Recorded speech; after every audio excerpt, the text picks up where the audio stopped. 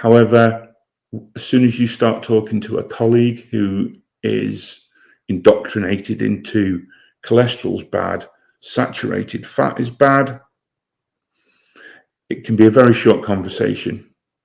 Al, how did you find Carnivore?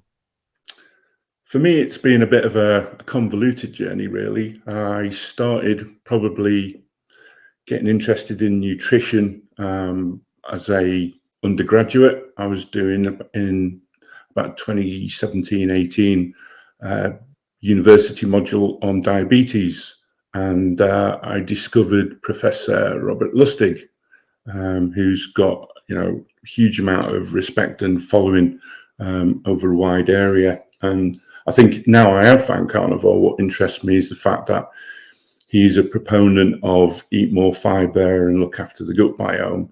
And I think learning to understand, having gone carnivore, what he means by that, because I think he's talking to the masses, not those of us that have kind of found carnivore.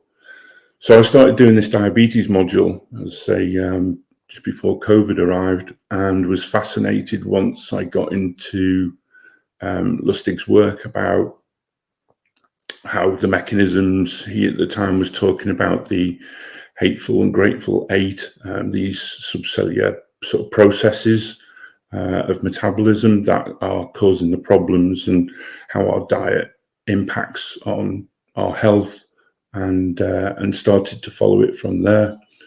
Then through my interest in sort of finding him on YouTube, I discovered Ken Berry, and obviously Ken Berry is an easy watch and an interesting man, and he's had a similar pathway.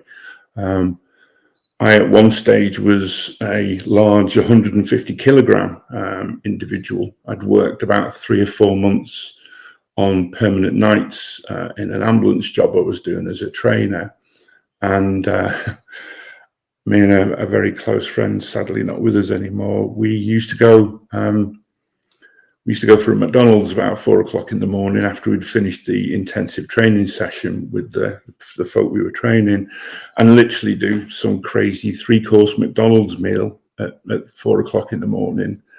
And unbeknownst to me, obviously going to bed after that, I wasn't giving my body an awful lot of a workout to compensate for the huge amount of calories I was taking in. So I woke up one day and I was 150 kilos, and I've always been a big unit, even when I was in the military, but nothing like that before. And I saw a picture that somebody had taken of me with a load of colleagues in the lineup, and it was just, I was horrified, absolutely horrified. So I think at that time as well, despite being a medic, I probably went diabetic. I remember a couple of nights of absolutely peeing like a racehorse constantly up through the night. And I'd had a kind of like wobble in the day that we were doing this big training exercise. And so that probably happened. But I then went on to, at one point, an Australian guy was doing a veggie juice only diet. And I did 30 days on a veggie juice diet and I gained a pound in that 30 days. And I literally juiced for 30 days. I felt better, but that's because I wasn't eating any ultra processed rubbish. And then, as I say, that was how I got into Ken Berry. And that helped me. I probably went keto first. And then last year, I kind of had a narrow band of who I was watching. So I didn't sort of stray around the bazaars like I do now. And then found Anthony Shafee, the great Dr. Shafee, last year, and started to then broaden my outlook. And the UK carnivore community started kicking off. And some sort of familiar faces now, UK Carnivore Guy, Carnivore Nation, and Carnivore for Life. They all started, and I started watching and supporting them. And I'm on the WhatsApp group for that. So I had about 3 or 4 months last year where I was fairly strict carnivore. I wasn't lying diet or anything like that, but I was kind of being really good. And then I went back into some education as part of the sort of new job that I got. I went back into master's degree assessments and fairly sort of deep stuff. And my friend, a colleague who I was going through the training with, she brought in some cakes one day, and that was it. I fell off the bandwagon, and I didn't fall. I fell off it and fell into a deep precipice, big style. And I've been off it ever since until the 1st of May. So 1st of May, I had some bloods done in November, which basically confirmed you're diabetic, if not pre-diabetic. And other levels that I'm aware of, like ALT was up, fatty liver disease indicated. It was all bad. It was just generally all bad. So I intended on the 1st of January to start Carnivore. And I also decided that I was going to do it as clean as possible, but ended up not starting. More assessments. The final assessments, I was on a pharmacology module, so being able to prescribe and qualify as that was probably the biggest challenge of that educational period. Neither of us could get back on it, but I did successfully give up coffee. So I am now 5 months off coffee. I know that's one of the big divides in the carnivore world, coffee or not to coffee. But for me, despite not being carnivore at the time, the energy, the improvement in sleep that being off coffee brings is just, I probably would have one now and again, but I'd rather not. I was busy over the weekend working. Temptation to have coffee, but I resisted. So yeah, Carnivore, how did I get here? Bit of a convoluted pathway, but 1st of May, I am now 14 days fairly strict carnivore. I've adopted what's called the grizzly bear diet or lifestyle, which is basically lion diet with the addition of sprats. I get these tins of freshwater sprats, which me and my dog absolutely love. The sprats fish? Sprats are tiny sardines. Ah, okay. So small sardines, but they're in a pack of 12 tins, about two quid something a tin, and you can eat them fresh out of the tin. I know Dr. Boz has a slightly controversial 3-day sardine fast, but I can see some of the positives in that, and I've used it myself on previous occasions to really good effect. One of the biggest challenges for me was fixing insulin resistance and hyperinsulinemia.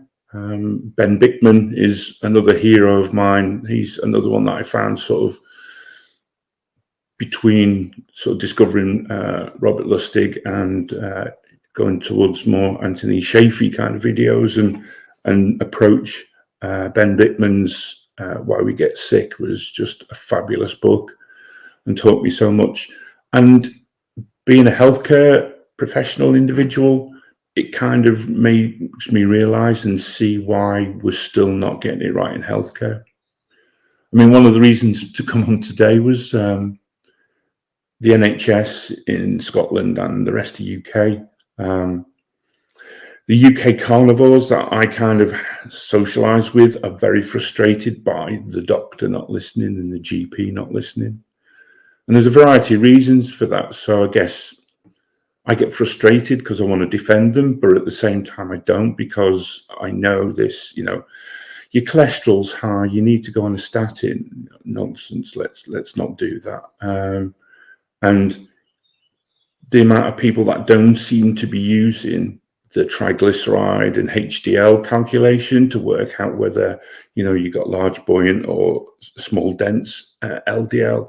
And it's not about the cholesterol, it's about the density and the risk that falls out of that. So that kind of frustrates me. I've also recently joined the Public Health Collaboration. So that's a UK-based charity who bring speakers in from around the world. They've got their conference this week, which unfortunately I can't go to. I'm back working and back up in the north of Scotland on Friday, but I've paid to go remotely onto the conference. I mean, you've got Anthony Shafee, Ken Berry, Dave Feldman, all of the sort of really big names at the moment are at that conference, which shows you where that organization has got to be able to get those people together. How are you feeling after 2 weeks on Carnivore? So I'm not a success story yet, but it's amazing how quickly the changes start to take effect. I mean, I've seen so many people say, I stopped snoring after 3 days, and I was starting to get to the point where, despite being a big bloke, I rarely snore, but I was waking up with that sore. I've just, snored like a bandsaw halfway through the night kind of feeling. That's gone. I feel less bloated. I feel like I've decided this time not to weigh myself for a whole month, but I feel lighter, and I know some of that, and a lot of that will be water weight lost due to not eating carbs. But that alone is a health thing. The biggest thing that I've noticed is I've been measuring my GKI, and again, I know it's an area of debate, the usefulness of measuring your ketones in your blood, especially in the early days. But as a medical person, I had an interest in how bad things were when I started and how quickly they fix. So first few days in May, I was having a morning blood sugar of, won't help the Americans, but for UK and some other places, my blood sugar was 10, 11. And my ketones were like 0.2, so we're technically not even in nutritional ketosis. When I took my GKI at the weekend, so it was, my GKI was about 100 and something on my first one, and it was like, good luck, fella, you can't even see ketosis from where you are at the moment. But by the weekend, I had a GKI, my lowest that I did over the weekend was 4 and 6. So I've gone from 100 to 4 or 6, which is a strong ketosis. Again, some of the wiser folk will say, well, in those first moments, the increase in ketones, your body's still adapting to starting to use them again, and that's why your pee or your blood shows that many ketones, because maybe there's not effective burning. Doesn't matter. What you're seeing is your body, you've done damage and you've been bad, but your body's still able to recover. And I think for me, the biggest challenges were coming out of this carb addiction and food addiction. I mean, the amount of chocolate I could consume in a day is just ridiculous when I'm a health professional and should know better, but it's the addictive nature of it. So yeah, that's significant improvements. I'm starting to sleep better and feel better. So it's early days at 14 days, but wow, it empowers and encourages me to do it this time. I've set myself a target of 90 days, but ultimately I want this for life now. It's, I mean, you feel better, but on top of everything else, it's just easier, right? Oh, so much easier. I mean, with sort of being me and just the dog at the moment, day-to-day life, and I can make the kind of food. Last night I got home after a 200-mile drive. All the meat I had was in the freezer, so I popped to the nearby shop. The ribeyes were, unfortunately, there was only one and it was rubbish, so I bought, unusually for me, 3 rump steaks. And normally I would probably do 2. So I had about 825 grams of rump steak, 3 steaks, all in the pan, and demolished it, sharing some with the dog. And it was fabulous. I was buzzing after eating it, and to get that kind of feeling after food that isn't harming you and isn't sort of just activating dopamine receptors and giving you a buzz, to eat good food, it was just fabulous. And today I'm going to make some what I call Viking stew. So I've just taken out the freezer. I've got short ribs, ox cheek, beef shin, and I basically give that a quick browning, lob it all in one of those one pots and put it on for 18, 24 hours. And that'll be good to go tomorrow morning. The other morning I had 2 steaks and some eggs. I've just finished eating eggs. I'm going to come off eggs for the rest of the 90 days that I've got left. Not because I have a problem with eggs, but I want to try and do this as cleanly as possible. You know, Dr. Chafee goes on about just the feeling you get. He talks about feeling superhuman, and there's other guys, on the UK carnivore scene that I've talked about feeling absolutely amazing when they've tried Lion Diet and they're doing it at their cleanest. So why not? Why not give that a go? And that's why I want to be my grizzly bear diet, as I call it, for the rest of this 90 days initially. I mean, one of the biggest contrasts, having, you've been on it for the 2 weeks, and I think when you're this early in, I think one of the biggest things that's easiest to contrast is that feeling of the difference in feeling of satiation. Yeah. It's like, last night you said you had the 3 steaks and you were buzzing, you felt great, right? If you'd eaten 3 whatever, pick your processed food item. My old diet of 3 chocolate bars, a bag of jelly beans, a packet of biscuits, I'd have felt tired, disgusted with myself, and all of the negatives, and I'd have done another ton of damage to my kidneys, my liver, and all the rest of it. Whereas last night I smashed 3 steaks, and my body's loving me for it. Yeah. And it sounds like your before times diet was as nutritionally complete as mine was. Yeah, I mean, I was, and I did 23 years plus in the military. So I went late teens into the world of alcohol and forces life. I went out to Germany in the late 80s. And one of my famous statements is I went out to Germany in 1987 and woke up in 91 with a hangover. 4 years were a blur, and I should have done so much and didn't, but I did party hard. The music and that late teens, early 20s lifestyle was fabulous, and then went off to war in 91. You can regret it, but I wish sometimes I'd done it differently. But yeah, so I probably replaced my alcohol with, at some point, sugar. My last sort of few years in the military, mostly Afghan tours, and there you're given a ration pack, 5,000-6,000 calories for 24 hours, long periods of sitting in the desert on patrol, and that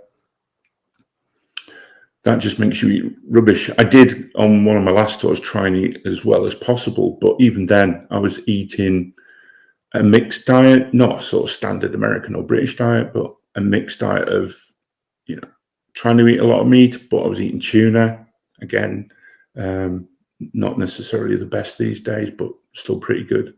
And lots of salads, when that kind of fresh food was available, but majority of the time out in the desert eating compo. So sugary sort of powdered watery drinks, drinking out of warm plastic bottles, all So good kind and of healthy. high calorie kind of things in the It's all ration designed packs. to, war fighting, kind of fuel your body with carbs, which was the thought. I know that's changing now.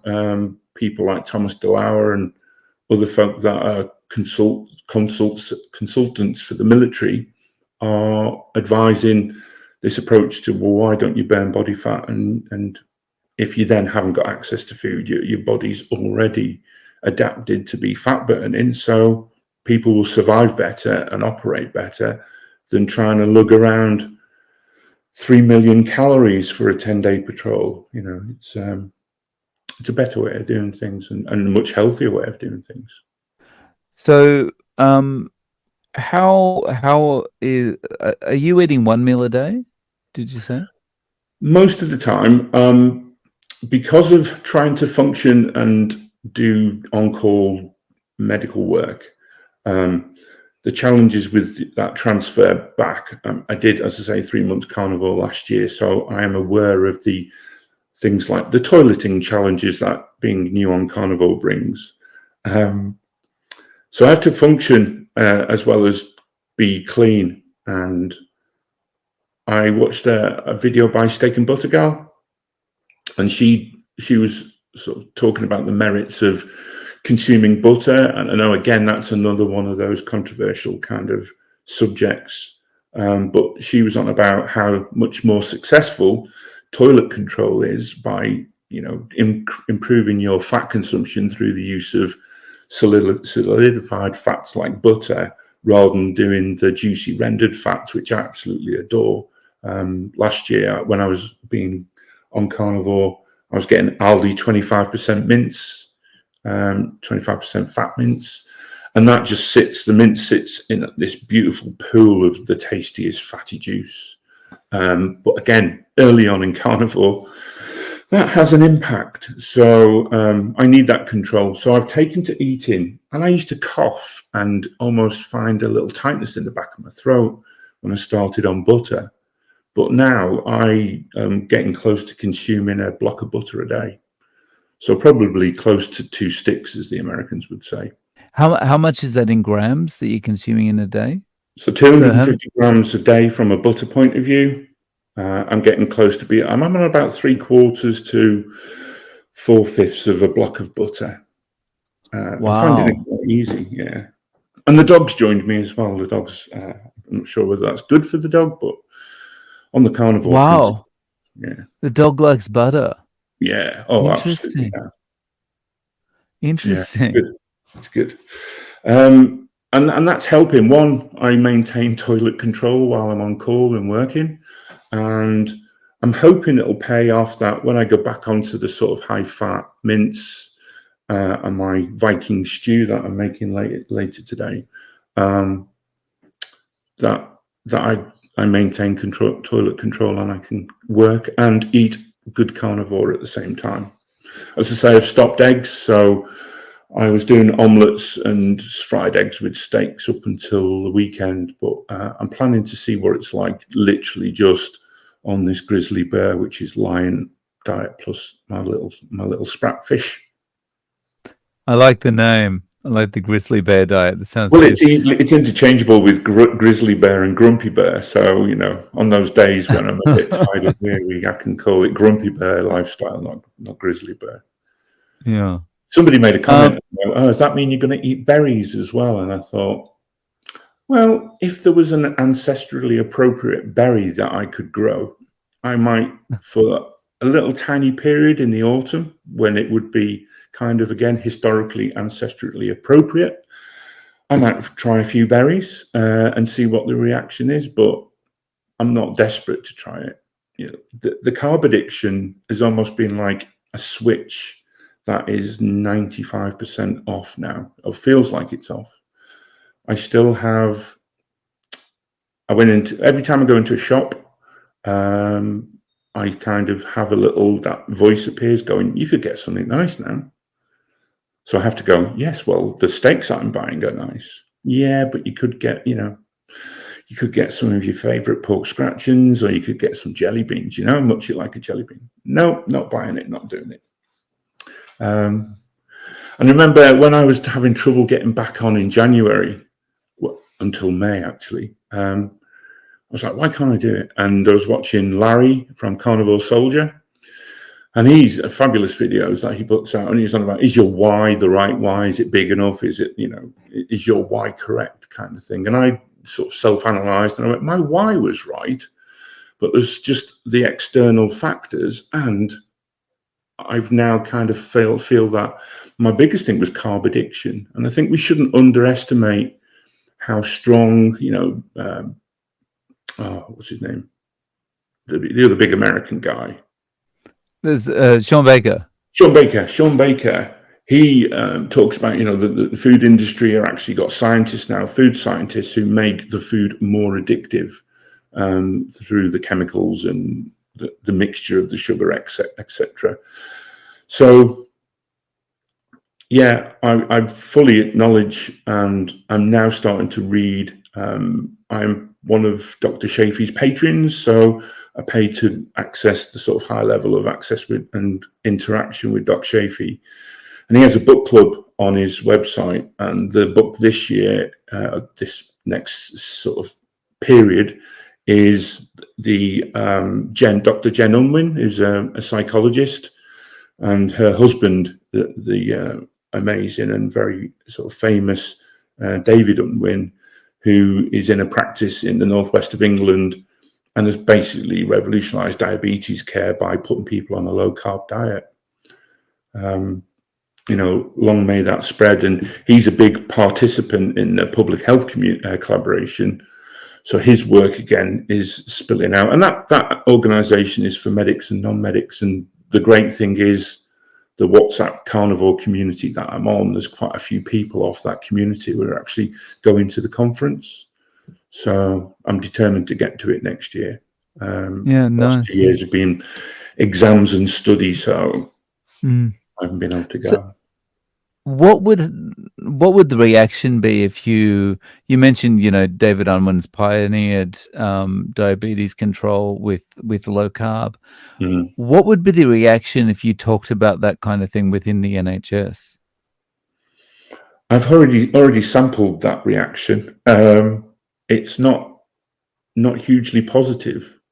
So the public collaboration is probably the safest way without getting sacked of spreading the word on we were lied to, Ansel Keys was a fraud, it was paid off by the sugar industry. And I used it on a lesson last year. I'd read something about the black swan hypothesis. So basically, if you develop a hypothesis saying that there's no such thing as a black swan and all swans are white, then that hypothesis is dead in the water the first time you see a black swan. Okay. So I kind of use that and say, if you've got a hypothesis that cholesterol is bad and dietary fat is bad, saturated fat is not good for us and it causes heart disease, well, as soon as you find out that guy was paid off and he only used so many countries, I think 6 or 7 countries out of the 22 he'd actually done the data on. Well, that hypothesis, so I want to say to doctors that I work with, I want to go, your science is now dead because he was paid to lie and his studies are flawed. You need to, get with it. Let's not use epidemiological studies. Let's use medical science, and even the N=1. We are all, we've heard it so many times now that the power of N=1. So if I go on this and I stay on this, which I plan to, and I reap the benefits from it, and in as much as I need to lose, 25, 35 kilograms, for me, if I beat carb addiction for the next 2.5 years, one of the things in Dr. Jen Unwin's book, Fork in the Road, it's called, is it can take 2.5 years to kind of clear out that risk of carb addiction and a fallback, or reduce it to a safe level. And you'll know that from, the alcohol point of view, that you've got to maybe hit certain milestones before you're safe. You're probably not truly safe forever, but you use the tools and you develop the experience to make it safer, not to fall back that way. Mine is if I find work very stressful on occasions because of the challenge. I'm basically a lone practitioner in a very remote and rural place, and there's some very sick people out there. And you want to do the best for everybody that walks through the door. And you want to make every patient contact count. But it can be subconsciously stressful when it's something that you're maybe not an expert in or haven't been exposed to an awful lot. And that could easily trigger a bag of jelly beans or something like that. That was what I was going to say before. So the why I think I had, but the carb addiction was there. And the regular advice is, right, go to your cupboards, clear out all of the sugar, all of the grains, all of the stuff that's making you sick. Well, I've come up with a different approach. I've got a double-decker, which is now called Desmond. So I've befriended this double-decker bar. And I don't know whether it would work with somebody who has problems with alcohol and you keep a bottle of alcohol. But I've decided to make fun of my demons. So I've got a double-decker bar, which will get a Tom Hanks Wilson-style face and some pipe cleaner arms and legs at some point. And my job is to keep that double decker. I've taken pictures of the serial number on the barcode and everything like that. So if anybody says, you ate that double decker and you went out and bought another one, I'll say, no, here's the serial number on the bar. Here's the one I took with the date stamp on the picture. So I'm going to keep that double decker alive for 90 days, 2 years, as long as I can. I don't know what will happen on the inside, especially on a warm day in the car. But that doesn't matter. So that's me facing my demons by making fun out of this addiction and having it around, so I can prove to myself I have the strength to deal with it. I like that approach. Desmond, the double decker will live long. Yeah, because at some point, that's Desmond the double decker serves as a reminder of, look how far I've come.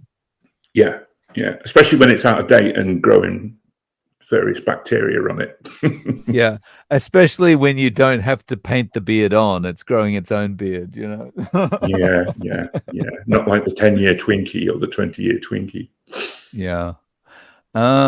Interesting. So yeah, but so I guess in the NHS they just wouldn't tolerate discussion about low carb. If you had a really sick patient talking to you, if you wanted to kind of say, why don't you try knocking out the carbs, you'd have to say that on the sly or something, or just not say it at all? No. A couple of changes have happened. When I first started, as part of my interview, I kind of professed my interest in metabolic health. And my studies at the time, the modules I was picking at undergraduate level, were mostly to do anything to do with metabolism. So diabetes, long-term condition management. It's fabulous to be able to look back and read that. One of the first lines I read about diabetes was, this is a long-term condition, blah, blah, blah. And the definition of a long-term condition is a condition which cannot be cured, but can, through medications and other things, be managed. And now we're talking about, the purity of the word can be, debated over, but we talk about remission, putting diabetes into remission. And a lot of people say we're going to reverse diabetes. And I guess it depends individually where you are. But I fully plan, and I'm already seeing it on my GKI results, that my blood sugar, I think I'm back down to 4s and 5s on a daily basis. And that's, that morning one where you've got the dawn phenomena. They're back down into the 4s and 5s. So clearly I've done some damage, but it's still recoverable. And the ketones, I'm not bothered about the ketones as so much that I know it will drop back down and go away. And at some point I'll stop measuring, because it's both expensive and, again, listening to Dr. Shafee, if you eat, fatty meat, if you drink water and you salt to taste, then you're doing the right thing. And that's what I plan to do, plus my sprouts. So seeing changes in people talking about reversible and remission on conditions gives me hope.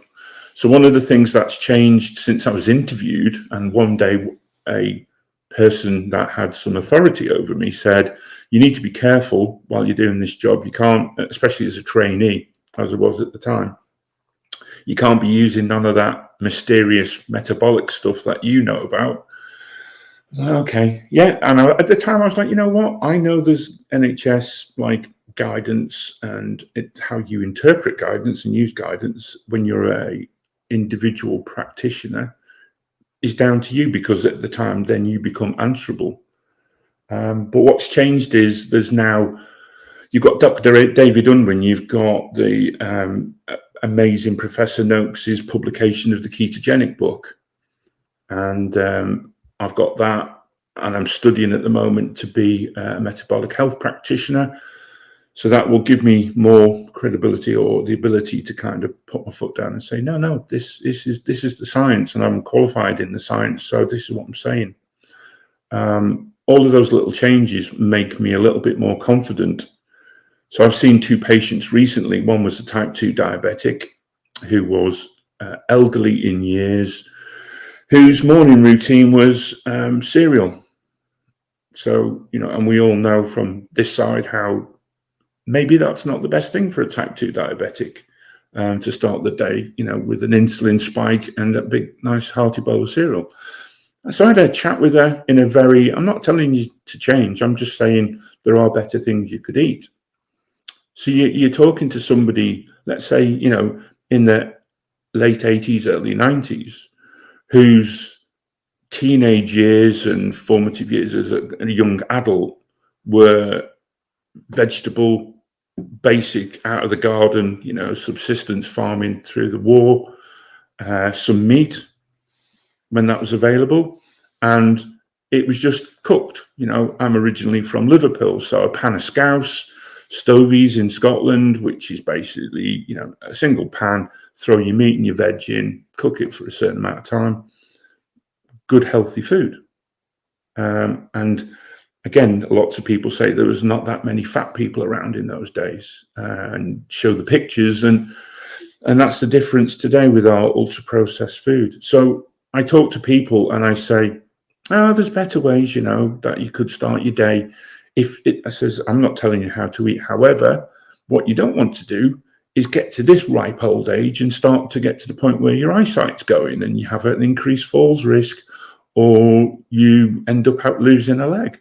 I've been out to, sadly, amputee diabetics who are still eating the same way as they've always eaten, because the very controversial world of dietetics and dietitians still talk about the grains and the balanced diet and the good meal plate, or whatever the ridiculous thing's called, which is put together by people who are in the food industry.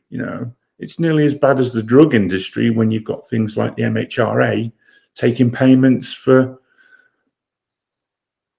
putting medications through that maybe shouldn't be out there, or at least need more science and study behind them. Ozempic, and the rest of it as an example. So I started to use it talking to patients. I went to a patient recently who, it was a man and wife, and the lady of the house had been a paramedic in a different part of the world. Had come to Scotland, married, obviously, her husband, and started a family. Now, she was a type 1 diabetic, and she was unfortunately not able to become a paramedic in Scotland, the UK, because at the time they weren't letting type 1 diabetics drive, which again, hopefully seems to have changed, and we've learned a lot as we do as time goes on. But I was able to sort of talk to this individual about their condition and say, a lot of this is related to inflammation, And as soon as I said that, the wife piped up and went, ketogenic diet. And I was like, oh, wow. Oh, I'm amongst good people. I can talk freely. So I ended up being there probably a half an hour longer than I might normally have been, and waxed lyrical with them about the benefits and how Gary Fettke, have you ever seen Gary Fettke's videos? So the dose is lethal, all about this. 4 grams of sugar is fine. 5 grams is a toxic load for the body. And yes, we don't die from 5 grams of sugar, and I've proved that with my 3 chocolate bars and my jelly beans. But we start to do damage, and we put our body under stress. So I was talking to him about how this orthopedic surgeon, I didn't go into about how he got in trouble, but then was finally found not to be the bad guy, through reducing the amount of operations he was doing by reducing inflammation, and therefore reducing surgeries and making people better through the nutrition they consume. And so talked to him about that, and just went, if you want an easier life, and if you want to, you've got a young family, but you've got these problems, muscular, skeletal problems, then maybe join your wife on the low fat, the high fat, low carb kind of keto world, and just left it at that. It wasn't pushy. So the NHS having a low carb app makes me kind of feel a bit more empowered. However, as soon as you start talking to a colleague who is indoctrinated into cholesterol's bad, saturated fat is bad, it can be a very short conversation. I, Yeah. It's very I, tribal. I was offered a coffee recently. I was offered a coffee, and I said, "No, thanks. I've recently given it up." And they went, "Oh," I said, "Yeah." I said, "I started to break my health, and I'm fixing it. And one of the things I've stopped is coffee." And this individual said, "So what else are you doing?" I said, "Oh, I've gone carnivore." And they were like, "Oh." Now they're a health professional who work with diabetic patients and all the good things like that. I said, "Yeah, I've gone carnivore." And they said, "Oh, how are you getting the rest of your nutritional requirements?" Through meat. Through meat. But what And about fiber? yeah, what about fiber? Yeah, the amount of people that are on fiber medication, and I go, okay. But going back to the mature individual that I was speaking to, and they had posh cereal because it said like supernatural, super healthy, you know, yeah, sort of high end granola Well, kind of if cereal. it's got super in front of it, it must be good, right? Well, absolutely, yeah. And I don't know if they still get a little stamp with healthy heart and that on it. I know that's started to change now, thankfully. But I said, you know what you could be eating that will make you live even longer and healthier? I said, what about scrambled eggs and bacon? Do you ever like that? And she went, really?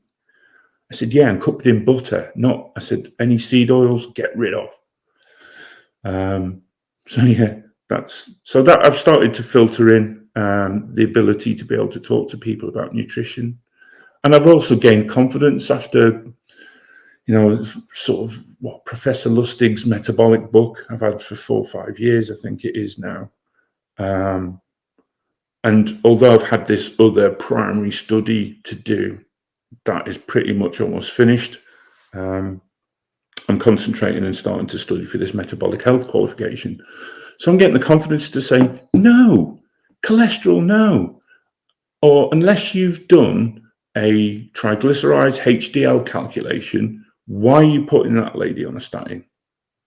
I went to a thing, my first day in my new job turned out to be an education day, and it was to do with ECGs and cardiac health. And this lecturer said, so case study, 85-year-old woman comes in, she's had a NSTEMI or a STEMI, form of heart attack, went through what you would see in what bloods and what values you would see in the bloods and all the things like that. And I said, what about treatment then? And having had a cardiac event myself, which was one of the other triggers to changing my lifestyle a little bit, not always successfully, is I had pneumonia in December 2019. And on the back of the pneumonia, I had probably the biggest of all heart attacks you can have, the left anterior descending artery, which is known in America as the widowmaker. So thankfully, still here to tell the tale. After 7 days in ITU, unfortunately, I was in quite a remote location and couldn't be shipped off for stents. But the cardiologist said to me, your heart, for being a big unit, is in very good health, or was until this happened. And your pipes, all of your arteries, again, in really good health, considering, again, you're a big unit. I was carrying a little bit of beef at the time. So that's kind of impacted on my life to some extent, but makes me more positive and determined to help other people not visit that kind of situation. So Al, I wonder if once you've reached this 90-day goal, if you'll come back and let us know how you went and whether you'll be continuing or not. Yeah, I'd be delighted to. Yeah. As I Yeah, say, that weight would be loss awesome. isn't my primary aim. The carb addiction, with the help of Desmond, is my primary goal. But I've learned now that your body needs to heal itself, and with the help of this, I know that stalls weight loss, but at the moment the bigger fix is the carb addiction and the food addiction, and that's helping. I haven't even thought about food today, apart from making more food for tomorrow. after the 3 steaks last night. And 3 steaks is unusual, but I just wanted to, it was almost a trial. I wanted to do that thing where I eat enough meat, it starts to, the taste starts to change. You know, Doc Shafee talks about, you'll know when you're full, not because of what your belly's telling you, but the taste in your mouth is the food starts to change. And I, albeit with the help of the pooch, I demolished those 3 steaks easily. And before his lordship went off carnivore and decided to drink, eat honey and do his fruit, that controversial doctor, I was following him a lot as well. And he used to talk about sort of body signals and things like that. So I'm kind of trying to do the things that Shafee says about listening to your body. So taste, massive sort of importance, but it hasn't happened yet. I haven't pushed it to the limit, but once my Viking stew's ready, that's normally a bit of a challenge because that's so filling. Okay. Yeah. I've got to get to the point where I'm pushing myself to the test as well. It's been a year and a half and I still haven't done it properly. So yeah. That was what I was going to say. He had a calculator, and it was basically, it's the weight you want to be, not the weight you are. And even the generous size that I would like to be put me at eating 1 kilogram of meat a day, so 2.2 pound of red meat a day. So that's 2 of your 500 gram packs of mince. And I've tried that on occasions, but I can probably do 750 grams. And as I say, it was probably 750 grams of steak once the dog had her share that I did last night. So, Al, is there a way people can reach out to you? Do you have social media or anything? Yeah, I've nervously, again, part of the psychological thing, I've started a YouTube channel. There's only one video there. I'm planning to record an update today. So that's Metabolic Paramedic. I've got a X or Twitter, that's Metabolic Para, I think at Metabolic Para. I haven't posted an awful lot because I've just come out of the world of exams and studies and assessments. But once I get going on the YouTube, and that's more about personal accountability, but I have a little bit of a dream that one day if I could interview somebody like Jen Unwin and talk more about the psychology. There's so many people out there talking about the the chemical processes and things like that. I think the psychology, having had that struggle myself, when you get to the point where you've broken your metabolism, and I think what's breaking people's metabolism the most is the impact on the satiety hormone. So the sort of leptin and ghrelin. Once you start to read and learn about leptin resistance, and you can break it in the same way as you break your insulin and become insulin resistant, you can end up with the same resistance. The reason why, and Robert Lustig used to go on about it so much, and he said, it's not this fat shaming, not so much, but this sort of blame culture and the food industry saying, well, the food we put out is fine. It's your decision whether you eat too much of it or not, despite the poison and the toxins and the chemical mix that makes you want to eat it even more because it's so addictive. And I think that is what is damaging the health of the nation. Yeah, it can be poor choices, but once you've tipped over the edge, and it's probably the same with alcohol, you go from, I was a binge drinker in the military. Friday nights, especially in Germany, we used to start at 5 o'clock and go through to 6 o'clock the next morning. And sometimes then go to work at 8 o'clock, crazy days, but that's the way you lived at sort of 2021. But people are doing that with food, the big pizzas, the different companies that make food to your doorstep so much easier. And then you go in a shop, the nearby shop to me is basically mostly full of crap that people will get addicted to. Yeah. So, it's like Pringles. The motto is once you pop, you can't stop. It's not once you pop, you can't stop, but it's totally your decision. Yeah.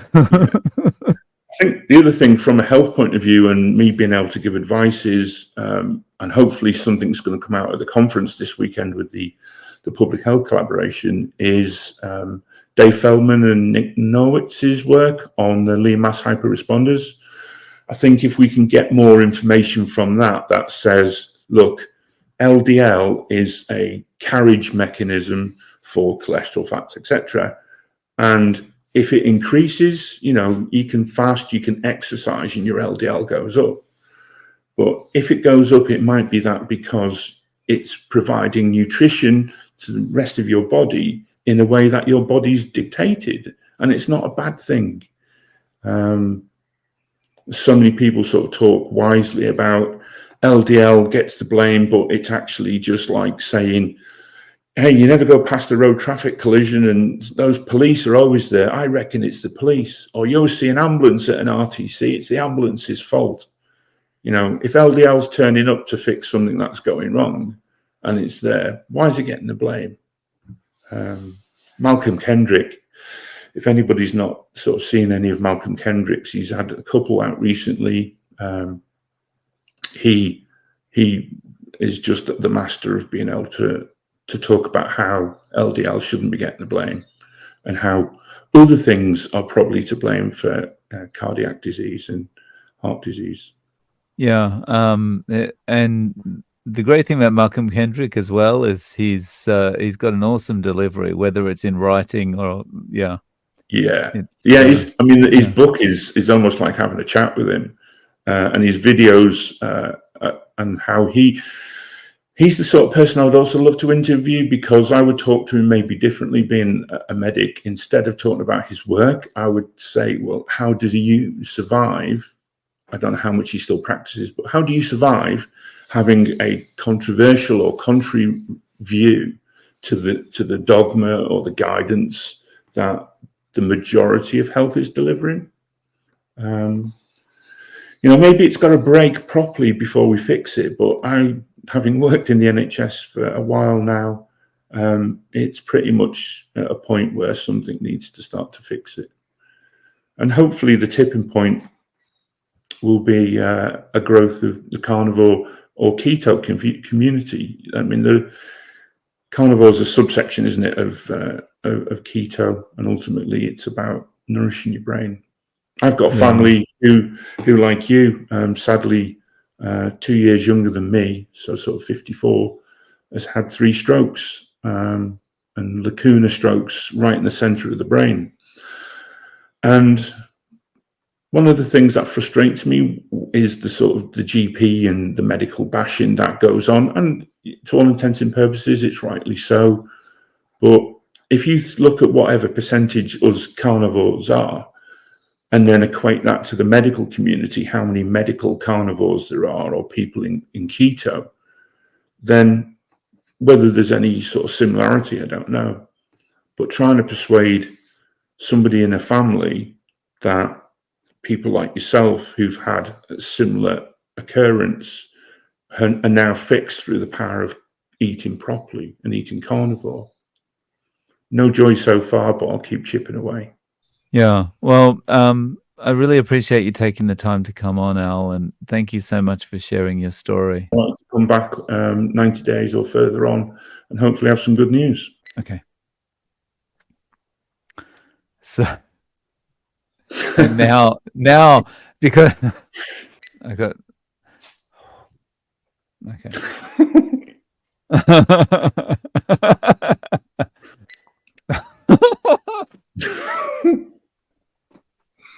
So this is, This is a regular occurrence, is it, Dave? Yeah, this is a big problem for me. I've got one job to do and it's delivering one sentence and I can't do that. It's ridiculous.